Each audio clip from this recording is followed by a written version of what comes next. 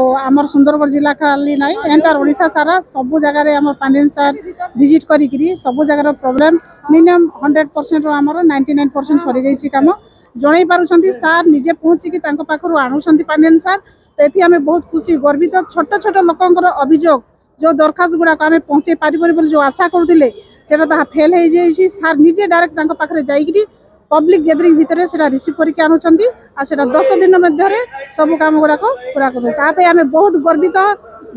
माने नवीन पट्टनायक जिंदाबाद पांडियन सर जिंदाबाद जी वीके पांडे नवीन पट्टनायक सारथी होकर आसी से आम सुख दुख बुझबार लगी आसी गत मार्च 12 तारिख से आसी